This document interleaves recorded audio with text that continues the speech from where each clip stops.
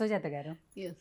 మీరు రాజకీయాల్లో ఎంత ఫైర్ బ్రాండ్గా ఉంటారు, అవతల మాట్లాడనీయకుండా ఎట్లా ఆన్సర్ చేస్తారు అనేది మాకు క్లియర్గా తెలుసు. బట్ ఇంట్లో ఎట్లుంటారు అనేది మీరు చెప్పడానికి ముందు నేను శంకర్ గారిని అడగండి.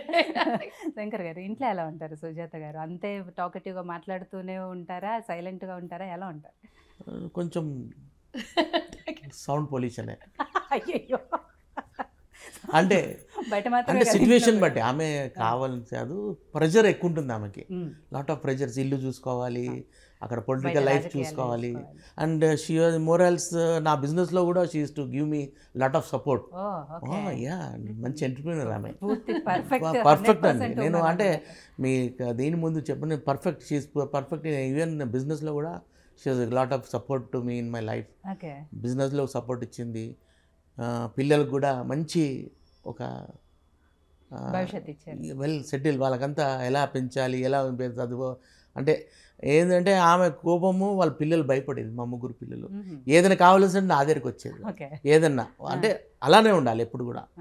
అంటే ఒకళ్ళు ఇద్దరము ఒకసారి పిల్లలు అంటే డిఫరెన్స్ వస్తుంది. తను కోపంగా ఉన్నప్పుడు మీరు ప్రేమగా దగ్గర తీస్తారు, మీరు కోపడినప్పుడు నేను ఎప్పుడు ప్రేమనేనండి, నా కోపం అనేది లేదు నా లైఫ్. పిల్లల మీదైనా ఆవిడ మీద కూడా? అంటే ఆవిడ సొసైటీలో కూడా లేదు, ఆవిడ మీద కూడా ఎప్పుడు కోపడ్డ సందర్భాలు ఏం లేదండి, అట్లాంటివి ఏం లేదు. అట్లా 35 years నుంచి ఒక అండర్స్టాండింగ్లో వెళ్తున్నాం ఇద్దరం. ఫేస్ చేస్తే బాగుంటుంది, మనం ముందు ఫర్దర్ ఎలా చేయాలి, ప్లానింగ్ అంతే. సో సుజాత గారు, మీ మేనమామ గారి ద్వారా ఈ సంబంధం వచ్చింది? మా నాన్న మేనమామ గారు. మీ నాన్నగారు? మా నాన్నగారు మేనమామ, అంటే మా నాన్నమ్మ గారు పుట్టిల్లు తాండూరు. సో మా నాన్నగారు మేనమామ గారు చూడటము, వాళ్ళే అన్ని పెద్ద దగ్గర. అసలు మీకు ఇంకోటి ఏంటంటే మా నాన్నమ్మ పెళ్లి తాండూరులోనే, నా పెళ్లి కూడా తాండూరులోనే. అక్కడే వాళ్ళే చేశారు, పెళ్లి కూడా వాళ్ళే చేశారు, అన్ని దగ్గరుండి. అమ్మ వాళ్ళకి అనుభవం లేదు, నేనే చిన్నదాన్ని, వాళ్ళకి ఫస్ట్ ఇంట్లో పెళ్లి, వాళ్ళకి పెద్దగా తెలియదు. ఇంకా హైదరాబాద్ ట్రెడిషన్, ఇంకా మనకు తాండూరులో అయితే హైదరాబాద్కి కంపేర్ చేయలేం, తాండూరులో అయితే మంచి ట్రెడిషన్తో పెళ్లి చేయొచ్చు అని ఇంకా వాళ్ళు అక్కడే వాళ్ళ ఇంటి దగ్గరే, మా నాన్న మేనమామ ఇంట్లోనే పెళ్ళి అనమాట. అలా పెళ్లి చూపుల కార్యక్రమం అవన్నీ ఇక్కడ అయ్యాయి, హైదరాబాద్లో అయ్యాయి. అన్నీ అయ్యాక పెళ్లి వాళ్ళే అసలు ఫిక్స్ చేసింది వాళ్ళే కాబట్టి దగ్గరుండే అంతా మేమే చూసుకుంటామని మా నాన్నగారికి 5 మేనమామలు, అందరూ వాళ్ళే దగ్గరుండి అన్నీ చేశారు మొత్తం. నాన్నగారు మేనమామలు అందరూ ఉన్నారు అప్పటికి, ఇప్పుడు 1 by 1 యాప్స్ అయిపోయారు. బట్ అందరూ ఉన్నారు, అందరూ కలిసి పెద్దలందరూ పెళ్లి చేస్తారు అనమాట. అంటే మా నాన్నమ్మ మా నాన్నగారు పుట్టగానే చనిపోయారు, ఒక few daysలో చనిపోయారు ఆవిడ. సో మా నాన్నగారిని పెంచింది కూడా వాళ్ళే. సో నాకు మ్యాచ్ వాళ్ళే తీసుకొచ్చారు, పెళ్లి కూడా వాళ్ళే చేశారు.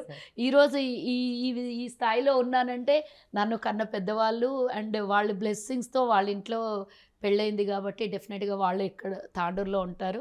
వాళ్ళ బ్లెస్సింగ్స్ కూడా అంటే అంత మనస్ఫూర్తిగా మంచి మనసుతో పెళ్లి చేశారు కాబట్టి ఆ ఫ్యామిలీకి కూడా థ్యాంక్స్. మీ కళ్ళలో మేబీ వాళ్ళు గుర్తొచ్చారో ఏమో తెలియదు కానీ కళ్ళు చెమ్మగిల్లుతున్నాయి. అంటే ఎంత బాండింగ్ ఉంది ఫ్యామిలీతో అనేది మీకు అర్థమవుతుంది. సో ఆ పెళ్లి చూపుల కార్యక్రమంలో ఫస్ట్ శంకర్ గారిని చూడంగానే ఏమనిపించింది? అసలు పెళ్ళి అంటేనే తెలియదు నాకు అసలుకి నిజంగా.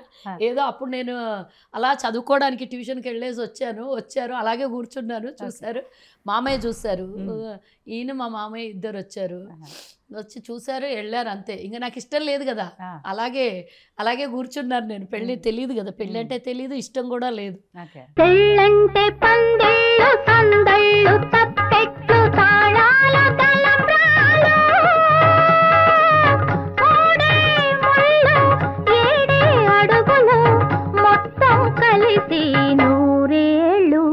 శంకర్ గారు మీకేమనిపించింది సుజాత గారిని చూసినప్పుడు? పెళ్లి ఆయన అప్పటికే మెచ్చుడు కదా కాబట్టి ఇంట్లో డిస్కషన్స్ అయితే అయ్యి ఉంటాయి కదా పెళ్లి చూపులు అయిపోయిన తర్వాత. నాన్నగారు చెప్పాను కదా, నాన్నగారు ఒకటేసారి చూసి నచ్చింది, ఓకే అన్నాను, ఫిక్స్ అయిపోయింది అంతే. సో పెళ్లి చూపుల తర్వాత మళ్ళీ పెళ్లికి ఎంత గ్యాప్ వచ్చింది? ఆల్మోస్ట్ 6 months అనుకుంటాను, 5-6 months అంతే. అంటే డేస్ బాగాలేకుండే కాబట్టి చూశాక మ్యాచ్ ఫిక్స్ అయిపోయిన తర్వాత ఒక 4-5 months 6 months గ్యాప్ ఉండింది.